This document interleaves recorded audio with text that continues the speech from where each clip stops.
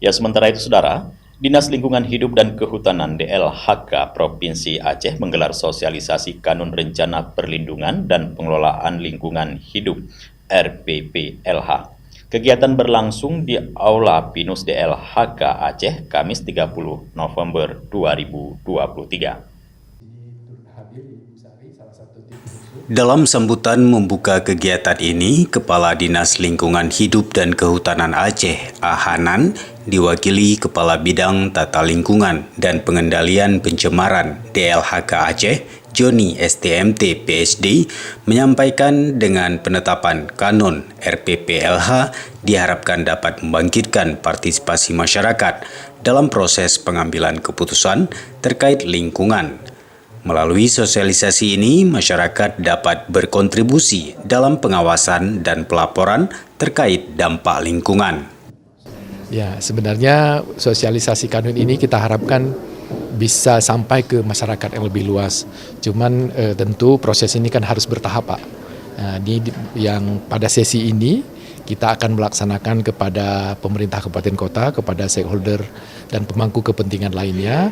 Pada kesempatan yang lain sebenarnya kita juga sudah mensosialisasikan melalui media dan media-media yang lain, misalnya termasuk juga kemarin kita sosialisasikan di DPRA untuk ketika proses penetapannya, Pak. Kanun ini merupakan instrumen hukum untuk proses penyusunan dokumen yang lain, misalnya penyusunan kanun atau perda untuk pengelolaan lingkungan hidup.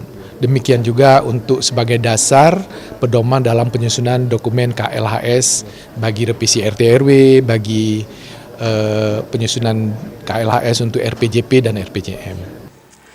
Dengan adanya Kanun Nomor 1 tentang Rencana Perlindungan dan Pengelolaan Lingkungan Hidup Aceh, seluruh elemen masyarakat dapat bersatu melaksanakan ketentuan dalam kanun yang telah ditetapkan pada bulan Mei tahun 2023 ini.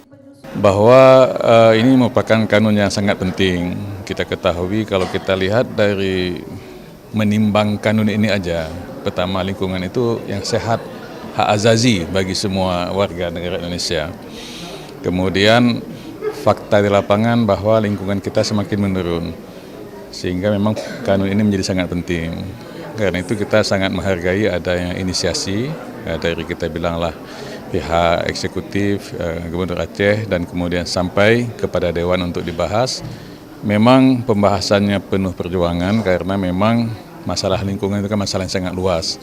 Tapi alhamdulillah kita diberikan dokumen, ini selaku kita menjadi staf ahli Dewan waktu itu, dokumen yang diberikan itu cukup luas kita bilang.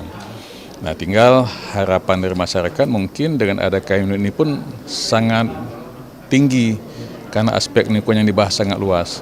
Tetapi dalam kanun ini juga mengerucut dia, di mana ternyata lingkungan itu bisa kita ukur dengan salah satunya namanya ILHK, Indeks Kualitas Lingkungan Hidup. Jadi inilah yang mungkin Pak Joni dan kawan-kawan di sini membantu mengontrol supaya target ILHK Aceh ke depan itu bisa tercapai.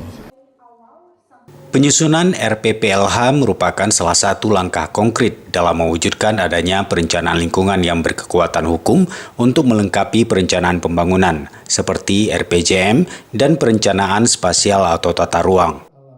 Pemerintah, swasta, dan masyarakat memiliki peran menjalankan amanah pembangunan dan lingkungan hidup. Jadi RPPLH ini membantu kita untuk melihat apa yang terjadi 10 tahun nanti, 20 tahun nanti, 30 tahun nanti. Jadi dia skenario sebenarnya, apa yang harus kita lakukan, apa yang harus kita waspadai dari sekarang. Jadi sebenarnya dokumen ini, kalau kita lihat dia bersifat kualitatif ya Pak, abstrak. Yang diatur juga tidak terlalu detail kayak, kalau Bapak lihat dokumen RTTR dia kan sangat detail, RT/RW. Tapi di RPPLH ini dia cuma pada tataran filosofis. Apa pesan utamanya? Pesan utamanya adalah kita harus melindungi alam dulu, baru mengelolanya. Jadi perlindungan itu harus selalu nomor 1. Sosialisasi Kanun RPPLH diikuti perwakilan pemerintah Kabupaten Kota se-Aceh, LSM, dan pimpinan media. Dari Banda Aceh, Tim Liputan Aceh TV melaporkan.